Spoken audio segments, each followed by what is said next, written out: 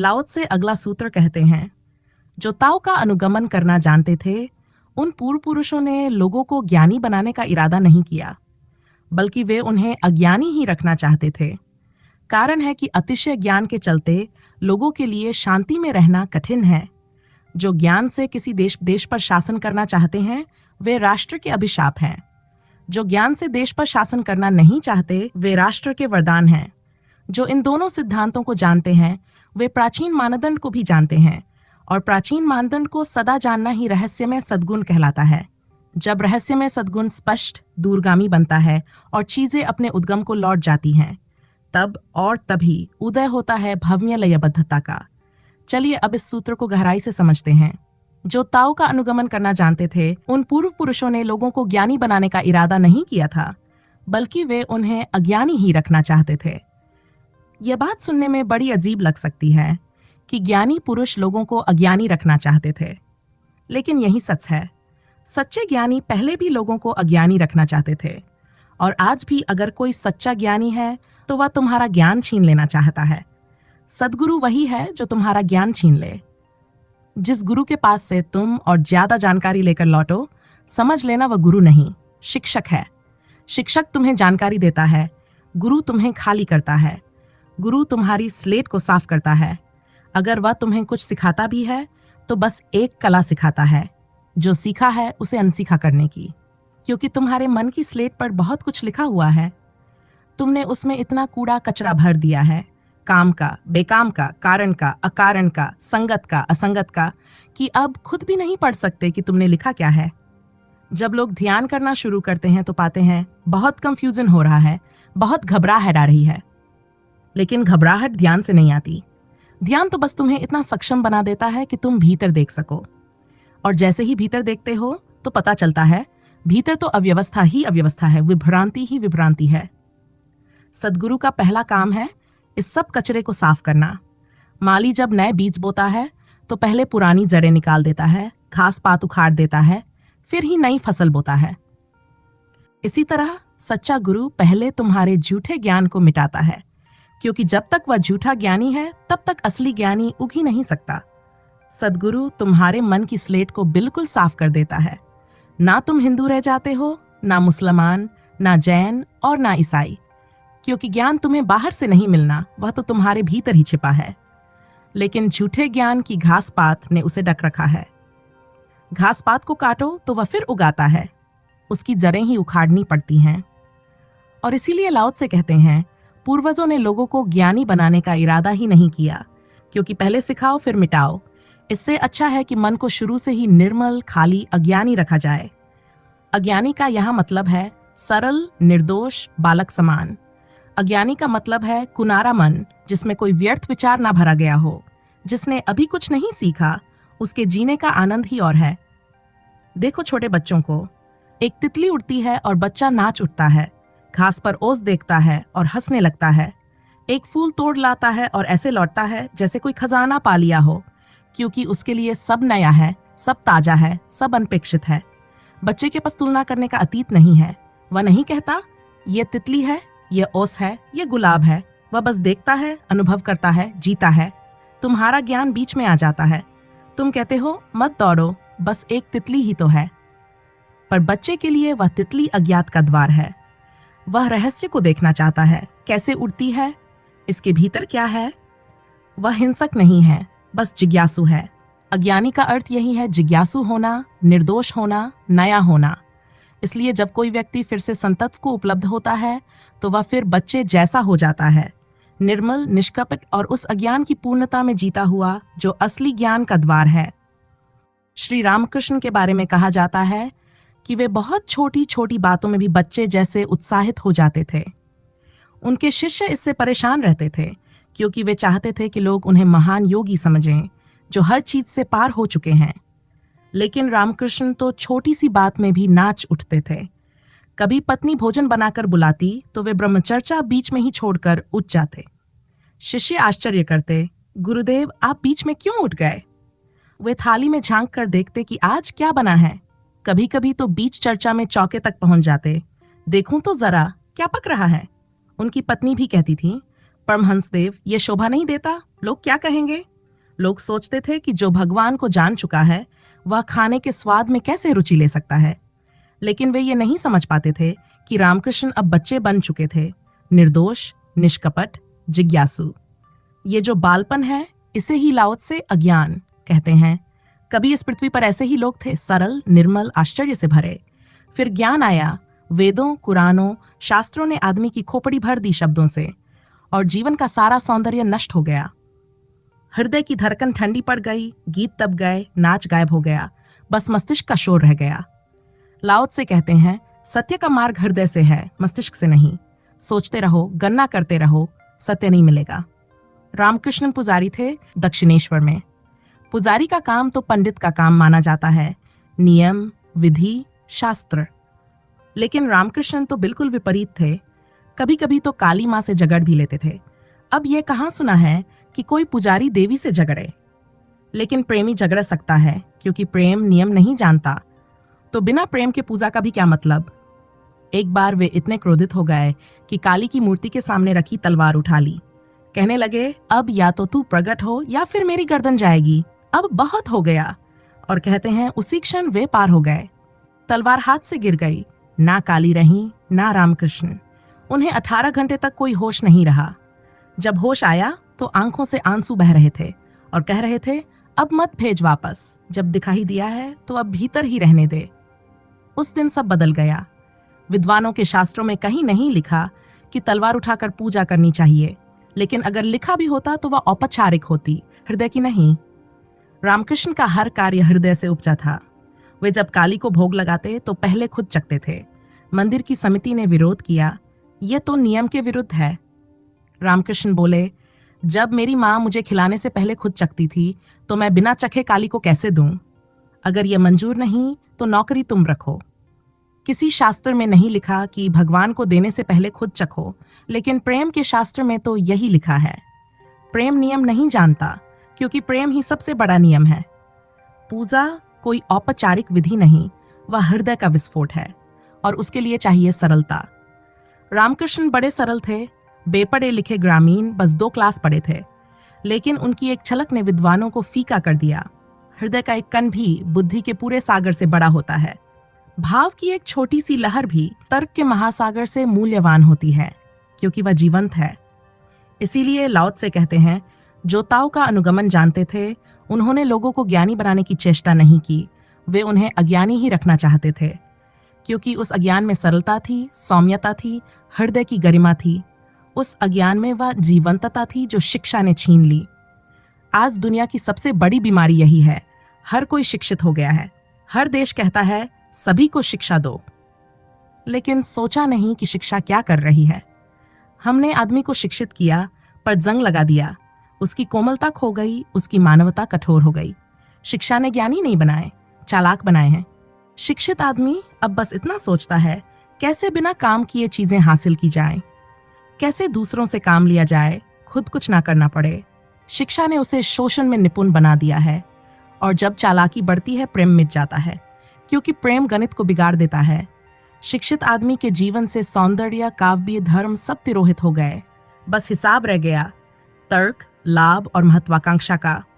और ये महत्वाकांक्षा आदमी को थकाती है, दौड़ाती है, मार देती है। महत्वाकांक्षा कभी तृप्त नहीं होती, वह बस दौड़ाती है और दौड़ाती है जब तक आदमी मर ना जाए। और मरने के बाद भी वह नहीं जान पाता कि जीवन जीने के लिए था, दौड़ने के लिए नहीं। लाओ त्से आगे कहते हैं, कारण यह है कि लोगों के लिए शांति में रहना कठिन हो जाता है, अतिशय ज्ञान के कारण।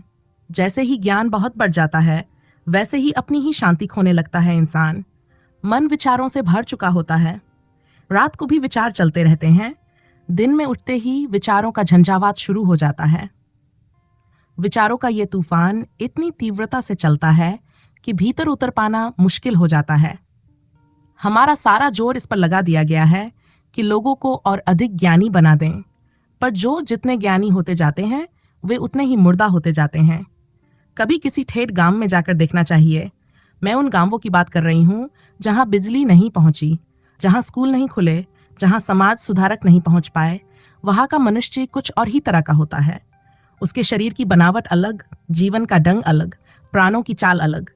वहां के लोगों को सपने की आदत तक नहीं है। वहां सपने देखना आज के हमारे अर्थों में एक तरह की अशांति है, क्योंकि वह समुदाय शांत है। ऐसा शांत कि सपना क्या, लड़ाई तक नहीं हुई किसी पीढ़ी में। हमारे यहाँ तो दो लोग पास बैठते ही झगड़ा शुरू कर देते हैं। इतनी सूक्ष्म, इतनी निरर्थक कलहें कि खुद जानना मुश्किल हो जाता है।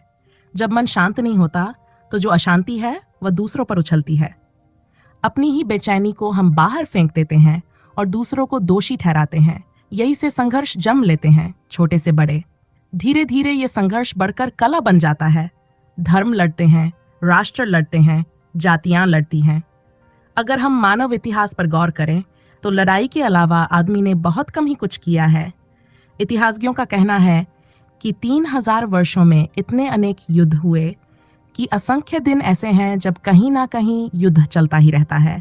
तो क्या मनुष्य सचमुच शांति से नहीं रह सकता? क्या आकाश के तारे, वृक्ष, पक्षियों का गीत और पृथ्वी की हरियाली तृप्त करने के लिए नहीं है? क्या दिया हुआ जीवन इतना घटिया है कि हमें लड़ना ही होगा? जितनी ऊर्जा हम युद्धों में नष्ट करते हैं, क्या वही ऊर्जा जीवन के उत्सव में नहीं लग सकती? लगभग हर राष्ट्र की 70% शक्ति युद्ध में चली जाती है। बाकी भी घरेलू युद्धों, आंदोलन, घेराव, उपद्रव में बोट जाती है। आदमी बिना उपद्रव के एक क्षण नहीं है। वह अपने उपद्रवों को बड़े भले नाम देता है, धर्मयुद्ध, क्रांति, स्वतंत्रता, पर उन नामों के पीछे वही अशांति छिपी रहती है। बहाना ना हो तो ईजाद कर लिया जाता है। हिटलर भी कह गया, अगर दुश्मन ना हो तो ईजाद कर लो। इसीलिए लाओ त्से कहते हैं कि भीतर शांति रखना असंभव है। लाओ त्से का निष्कर्ष यह है कि लोगों को इतने विचार दे दिए कि उनके मन शांत नहीं रह सकते। फिर लाओ त्से कहते हैं, जो ज्ञान से किसी देश पर शासन करना चाहते हैं वे राष्ट्र के अभिशाप हैं। जो ज्ञान से देश पर शासन नहीं करना चाहते वे राष्ट्र के वरदान हैं। ये विचलित करने वाला लगता है, पर सच्चाई इसमें छिपी है। ज्ञान आश्रित शासन अक्सर योजनाओं, अभियानों और प्रयोगों में उलझकर लोगों की आत्मा को खो देता है, जबकि जितने नेता ज्ञान के जोर पर शासन नहीं करते वे प्रायः मानवता के लिए वरदान साबित होते हैं। कुल मिलाकर अतिशय ज्ञान, उन विचारों की भरमार, वह चालाकी जो शिक्षा देती है, ये सब शांति के दुश्मन हैं। सरलता, हृदय की सहजता, अज्ञान की उस निर्मल अवस्था में लौट आने की चाह, शायद वही मार्ग है जहां से किसी भी छोटे से समाज में और पूरे संसार में शांति का बीज उठ सकता है। लाओ त्से कहते हैं, जो इन दोनों सिद्धांतों को जान लेते हैं वे उस प्राचीन मानदंडों को भी जान लेते हैं। पहला सिद्धांत है, अज्ञान में मनुष्य शांत होता है, और दूसरा, ज्ञान में मनुष्य अशांत हो जाता है। अज्ञान में मनुष्य सरल होता है, मासूम होता है। ज्ञान में वह जटिल हो जाता है, कुटिल हो जाता है। अज्ञान में निर्दोष होता है, ज्ञान में चतुर। जो इन दोनों को समझ लेता है वही उस रहस्यमय सद्गुण तक पहुंचता है जिसे लाओ त्से प्राचीन मानदंड कहते हैं। आखिर वह प्राचीन मानदंड क्या है? वह है जीवन का अंतिम लक्ष्य, जीवन के मूल स्रोत को पा लेना है। वहीं लौट जाना है जहां से यात्रा शुरू हुई थी। जीवन कोई सीधी रेखा नहीं है, वह वर्तुलाकार है। जैसे वर्तुल वहीं समाप्त होता है जहां से शुरू होता है। तारे वर्तुल में घूमते हैं, सूर्य वर्तुल में घूमता है, पृथ्वी वर्तुल में घूमती है। ऋतुएं वर्तुल में आती हैं, बचपन, जवानी, बुढ़ापा, जन्म और मृत्यु सब वर्तुल में घूमते हैं। इसका अर्थ यह हुआ कि प्रथम कदम ही अंतिम कदम है। सारी यात्रा के बाद तुम अपने ही घर लौट आते हो। यही है वह प्राचीन मानदंड, वही रहस्यमय सद्गुण। लेकिन ज्ञान, शिक्षा और पांडित्य हमें कुछ और सिखाते हैं। वे कहते हैं, लक्ष्य वह है जो अभी तुम्हारे पास नहीं है। कुछ पाना है, कुछ बनना है, किसी ऊंचाई तक पहुंचना है। लेकिन जीवन तो कहता है, जो गया वही लौटेगा, जो मिला वही खोएगा। तुम खाली हाथ आए थे, खाली हाथ ही चले जाओगे। जिसने ये समझ लिया उसने जीवन के रहस्य को जान लिया।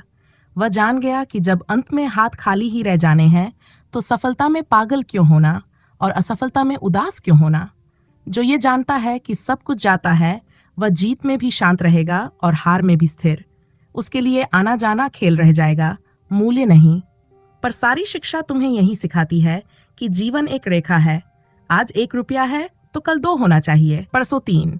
आज 10,000 है तो कल लाख होने चाहिए। रेखाबद्ध बढ़ो, बढ़ते जाओ, और ये रेखा कभी नहीं रुकती, ना पद पर, ना धन पर, ना उम्र पर। और यही रेखाबद्धता आज की सभ्यता की बीमारी बन गई है। पश्चिम में तो ये और भी स्पष्ट है। लोग मरना नहीं चाहते, पर जीना भी जा चुका है। अस्पतालों में लटके हुए हैं इंजेक्शन और ऑक्सीजन के सहारे। ना जीवन है ना मृत्यु, सिर्फ जिद है कि मरो मत। यही रेखाबद्ध सोच का परिणाम है। लाओ त्से कहते हैं जीवन वर्तुलाकार है, जो आता है वह जाएगा। आज तुम जवान हो पर सदा नहीं रहोगे। जब जवानी जाने लगे तो उसे पकड़े मत रहो, उसे शांति से विदा दो, क्योंकि वर्तुल अब लौटने लगा है। पक्षी अपने घर लौट रहा है। यही जीवन की लय है, जो आया है जाएगा, जो चरा है उतरेगा, जो खिला है मुरझाएगा। अगर ये समझ गहरी हो जाए तो जीवन में एक शांति आ जाती है, एक सद्गुण जो किसी नियम से नहीं बल्कि बोध से उत्पन्न होता है। तब तुम चीजों को आते देखो तो स्वागत करो, जाते देखो तो भी स्वागत करो, क्योंकि तुम जानते हो अंत में वही रह जाएगा जो प्रथम में था, और वह खोने वाला नहीं है। जब ये समझ भीतर पक्की हो जाती है तब भय मिट जाता है, क्योंकि तुम जानते हो नग्न आए थे नग्न ही जाओगे, ना कुछ लेकर आए ना कुछ लेकर जाओगे। और इसी बोध से जन्म लेती है अनासक्ति। यह अनासक्ति किसी व्रत से नहीं आती, यह आती है समझ से, दृष्टि से। इसीलिए लाओ त्से कहते हैं जो इन दोनों सिद्धांतों को जानता है वही रहस्यमय सद्गुण को जानता है। दो तरह के सद्गुण हैं। एक है साधारण सद्गुण जो समाज सिखाता है, सच बोलो, चोरी मत करो, दया करो, पर यह सद्गुण भय और लोभ पर खड़े हैं। सच बोलो ताकि नरक में ना जाओ, अच्छा करो ताकि स्वर्ग मिले, पर यह वास्तविक सद्गुण नहीं है। जिस सत्य की जड़ भय में है वह सत्य नहीं, जो लोभ पर खड़ा है वह धर्म नहीं। रहस्यमय सद्गुण भय और लोभ पर नहीं, बोध पर खड़ा है। जब तुम जीवन को समझते हो और देखते हो कि यहाँ कुछ भी टिकने वाला नहीं, कुछ भी बचाने योग्य नहीं, तब झूठ बोलने का क्या अर्थ रह जाता है। हम झूठ बोलते हैं ताकि कुछ बच जाए, 4 पैसे बच जाए, थोड़ी प्रतिष्ठा बच जाए, थोड़ी पहचान बच जाए। हम सब परिस्थितियों के हिसाब से झूठ बोलते हैं ताकि थोड़ा कुछ बचा सकें। पर जो ये समझ गया कि यहाँ बचता कुछ नहीं, वही सच बोल सकता है, वही धर्मी हो सकता है, क्योंकि अब उसका धर्म भय से नहीं बोध से जन्मा है। यही है रहस्यमय सद्गुण, वह सद्गुण जो ना सिखाया जा सकता है, ना सिखाने की जरूरत है। वह बस समझ से, जीवन के अनुभव से स्वयं खिल उठता है। लाओ त्से कहते हैं अगर जीवन के रहस्य को समझना हो तो ये समझ लो कि हर चीज अपनी मूल अवस्था में लौट जाती है। जहां से तुम आए थे वहीं लौट जाते हो। इसलिए इस संसार को अपना घर मत समझो, ये बस एक सराय है। रात भर रुके हो, सुबह विदा हो जाना है। अगर तुमने जीवन को वर्तुलाकार रूप में जीना सीख लिया तो तुम धार्मिक हो गए, लेकिन अगर तुमने जीवन को एक सीधी रेखा में गढ़ा तो तुम संसारी हो गए। वर्तुलाकार जीवन कहता है जो आता है वह जाएगा, जो जन्मा है वह मरेगा। हर चीज का एक पूर्ण चक्र है। लेकिन सीधी रेखा की गणित कहती है आज 10 हैं तो कल 11 होने चाहिए, फिर 12, फिर 13 और फिर कभी अंत नहीं। यही 99 का चक्कर है। कहानी है, एक नाई था, बड़ा खुश रहता था। राजा भी उसकी खुशी देखकर हैरान था। रोज 1 रुपया पाता, खाता पीता, चैन से सो जाता, ना चिंता ना लोभ। राजा ने वजीर से पूछा ये इतना खुश कैसे रहता है। वजीर ने कहा ये अभी 99 के चक्कर में नहीं पड़ा है। राजा ने पूछा 99 का चक्कर क्या है। वजीर बोला आज रात इसके घर में 99 सोने के सिक्के डाल दो। रात को सिक्के फेंके गए। सुबह नाई ने गिने और सोचा 99 सिक्के, बस एक की ही कमी है। उसने सोचा अगर 1 रुपया और बचा लूं तो 100 पूरे हो जाएंगे। आज उपवास कर लेता हूं। और इस सोच के साथ उसका चैन खो गया। भूखा रहा, थका रहा, मन में गणित चलता रहा, 100 पूरे हो जाएंगे। अगले दिन 1 रुपया बचा लिया, 100 हुए। लेकिन फिर सोचा इतनी चीजें खरीदनी है तो थोड़ा और बचाना होगा। अब यात्रा शुरू हुई, रेखाबद्ध यात्रा जो कभी पूरी नहीं होती। धीरे धीरे वह पहले जैसा प्रसन्न न रहा। उसका चेहरा मुरझा गया। राजा ने देखा ये तो मुझसे भी ज्यादा दुखी हो गया। उसने नाई से पूछा क्या ही बोला। महाराज मेरा नाश हो गया। जिसने 99 सिक्के मेरे घर फेंके उसने मेरी शांति छीन ली। यही 99 का चक्कर है। यह अधूरेपन की आग है जो किसी को नहीं छोड़ती। वैज्ञानिक कहते हैं मनुष्य के भीतर अधूरे को पूरा करने की गहरी प्रवृत्ति होती है। बंदर के सामने भी अगर अधूरा गोला बना दो तो वह उसे पूरा कर देगा। अधूरापन बेचैन करता है। लेकिन सीधी रेखा कभी पूरी नहीं होती, वह अनंत तक जाती है। वर्तुल पूरा हो सकता है, रेखा नहीं। लाओ त्से कहते हैं यही जीवन की त्रासदी है। जीवन एक विराट ऊर्जा है, लेकिन तुम उसे रेखाबद्ध बना देते हो। जहां सीधी रेखा है वहां अधूरापन है, वहां दौड़ है और वहां अंतहीन थकान है। बुद्ध ने कहा है जो चीज शुरू होती है उसका अंत निश्चित है। इस सत्य को जिसने जान लिया उसने सब कुछ जान लिया। तब संसार माया हो जाता है, एक स्वप्न जो आता है और चला जाता है।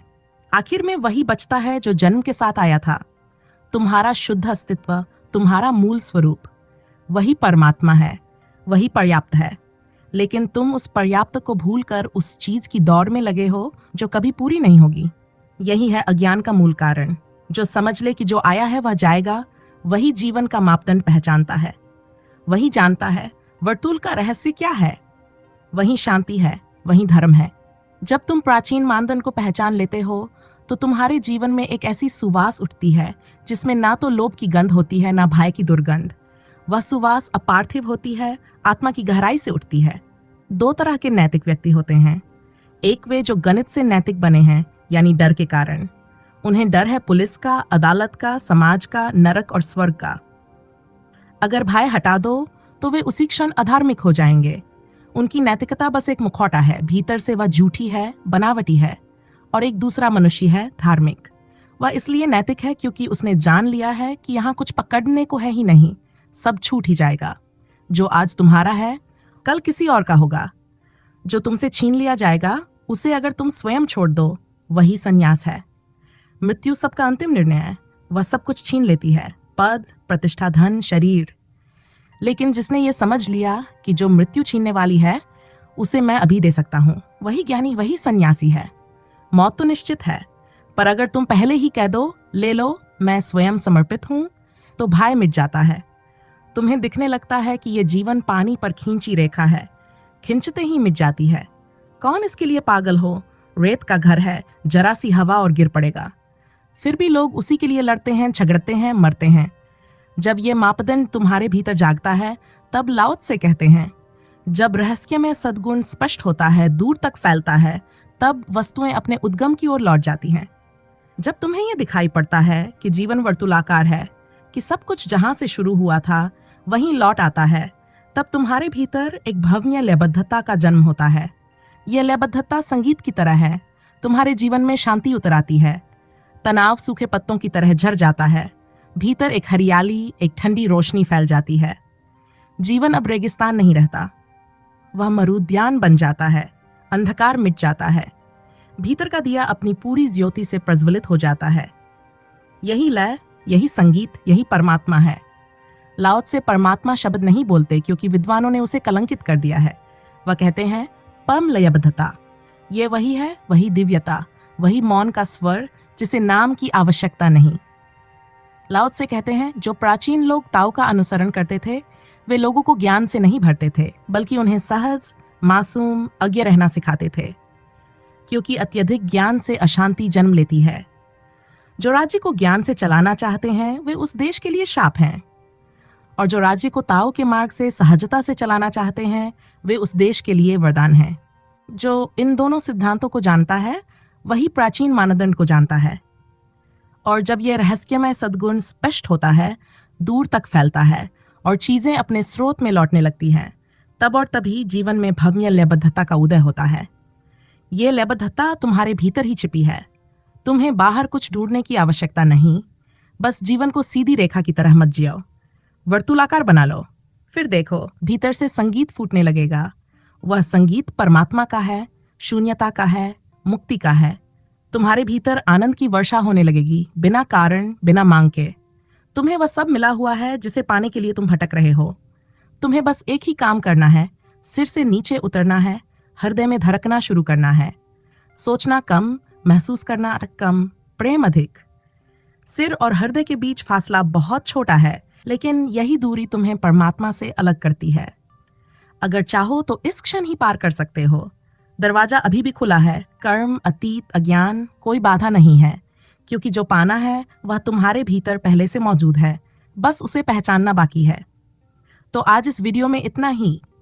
आशा है आप इस सूत्र को जीवन में उपयोग करेंगे, केवल इसे बौद्धिक कृत्य नहीं बनाएंगे। फिर मिलेंगे अगली वीडियो में। धन्यवाद।